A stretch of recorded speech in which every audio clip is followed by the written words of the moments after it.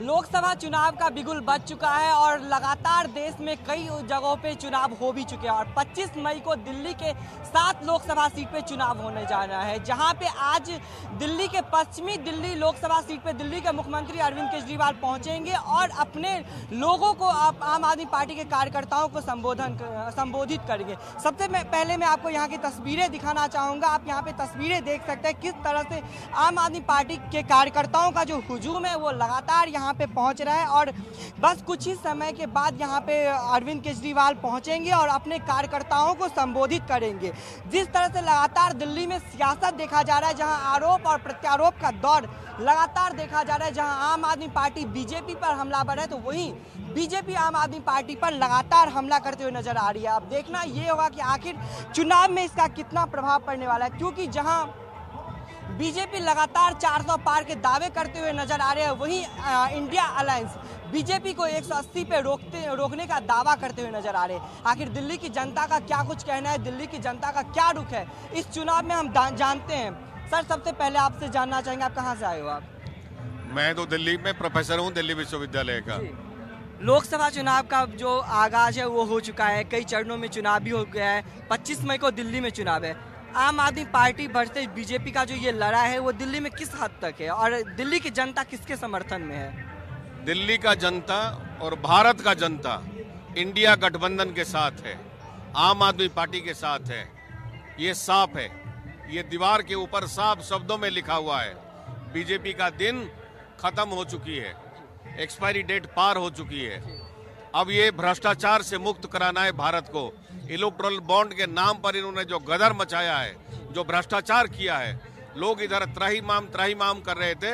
इन्होंने AstraZeneca company से 60 करोड़ रुपया दे करके कोविशील्ड इंजेक्शन को लगवाया।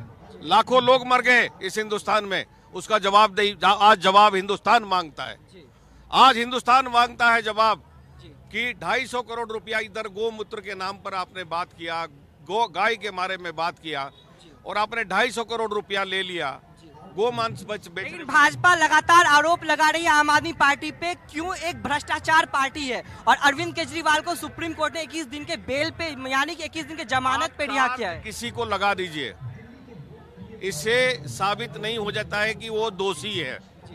ये साफ है। अगर कहीं पर अगर मनी ट्रेल हुआ है तो मनी ट्रेल हुआ है बीजेपी में। चलिए, मुद्दा चुनाव का है, हम चुनाव पे आ जाते हैं। करोड़ रुपया इन्होंने ले करके अरविंद केजरीवाल के खिलाफ जिस पार्टी ने लिया पैसा, वही लोग उसी से 60 करोड़ रुपया भी लिया, फिर चार्ज फ्रेम करके अरविंद केजरीवाल के ऊपर लगा रहे हैं। 3 बार का चीफ मिनिस्टर है, जिसने स्कूल बनाए, हॉस्पिटल बनाए, डिस्पेंसरी बनाए, उसके ऊपर आप चार्ज लगा रहे हैं। अब एक पार्टी को खत्म करना चाहते हैं, कांग्रेस का सारा खाता बंद करवा दिया। ये कौन करवाया?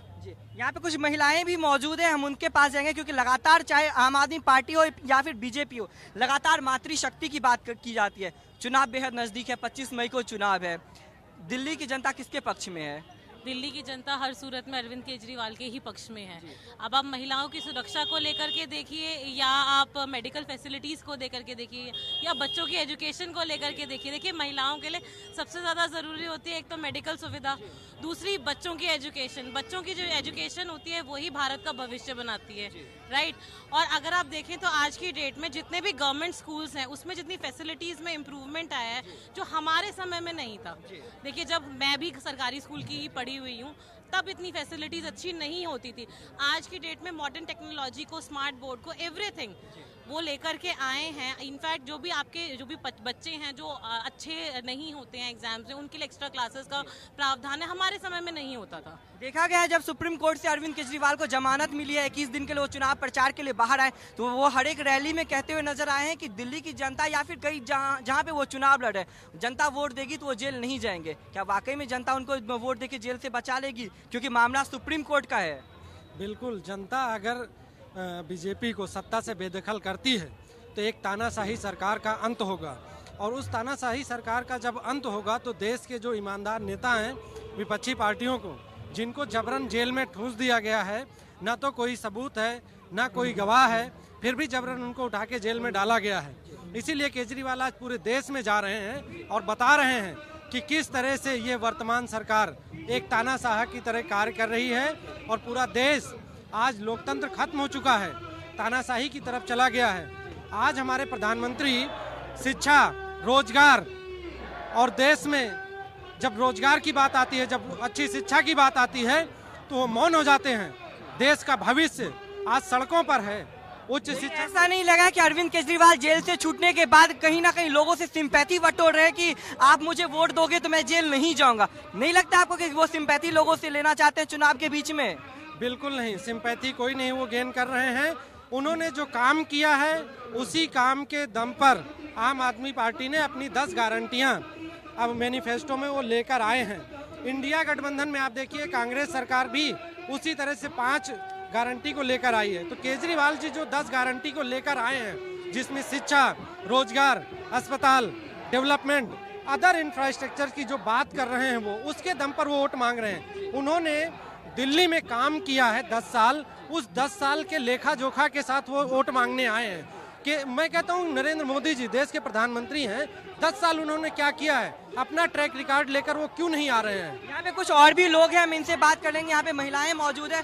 अरविंद केजरीवाल को 21 दिन की जमानत पे छोड़ा गया है बाहर, लेकिन देखा गया है जब से वो जेल से बाहर आए हैं उन्होंने लोगों के बीच में जाके कहा है कि यदि जनता वोट देगी तो वो जेल नहीं जाएंगे। तो दिल्ली की जनता को क्या लगता है? दिल्ली की जनता को लगता है कि केजरीवाल को जीतना चाहिए, क्योंकि जब से प्राइम मिनिस्टर मोदी जी हैं, आप देखेंगे कि विपक्ष को ही टारगेट किए हुए हैं। जो भी उनके कोई खिलाफ बोलता है या फिर उनकी नीतियों के खिलाफ बोलता है तो बीजेपी उन्हीं को टारगेट करती है। आप देखेंगे बहुत सारे एग्जांपल्स हैं, जो लोग बीजेपी की भाषा बोलने लगे उनके ऊपर जो करप्शन के चार्जेस थे, जैसे अजीत पवार हैं, बहुत सारे लोग हैं, वो बीजेपी में जाकर शामिल हो गए, उनके ऊपर सारे करप्शन के चार्जेस बंद हो गए।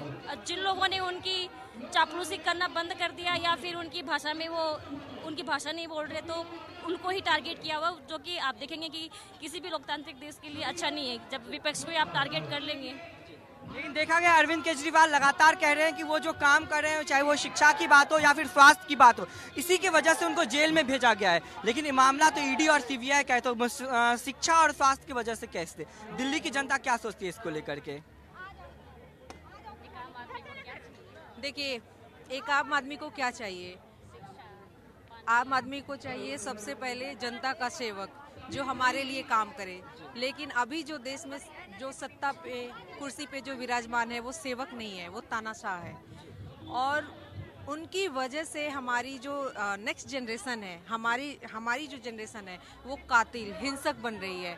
मोदी जी ने जिस तरह की कीचड़ वाली और दुर्गंध वाली बदबूदार जो राजनीति शुरू की है ना, उसका खात्मा बहुत ज़रूरी है।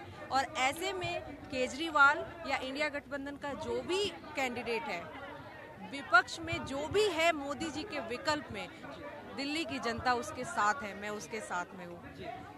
देखा जाए जिस तरह से लगातार आरोप और प्रत्यारोप का दौर दिल्ली में देखा जा रहा है, दिल्ली के 7 लोकसभा सीटों पे मतदान 25 मई को होने जाना है, लेकिन मुकाबला टक्कर का है। जहां एक तरफ आम आदमी पार्टी बीजेपी पे हमलावर है, वहीं बीजेपी लगातार आम आदमी पार्टी पे हमलावर। अब देखना ये होगा कि 25 मई को जब जनता मतदान देने जाती है, मतदान केंद्र पे पहुंचती है, तो आखिर किसका बटन दबाती है? या क्या कमल का बटन दबेगा या फिर झाड़ू पे मोहर लगाकर केजरीवाल को जिताते हैं? क्योंकि लगातार जहाँ पे बीजेपी 400 पार के दावे करते हुए नजर आ रहे हैं, वहीं आम आदमी पार्टी या फिर इंडिया अलायंस 180 पे रोकने की बात करती है। अब ये तो 4 जून को साफ हो जाएगा कि आखिर दिल्ली में या फिर देश में कौन सत्ता में आता है, क्योंकि जनता जनार्दन होती है और सत्ता में किसको लाना है ये अधिकार जनता का है। कैमरामैन देवेंद्र के साथ मैं दीपक झा, दिल्ली, भारत समाचार।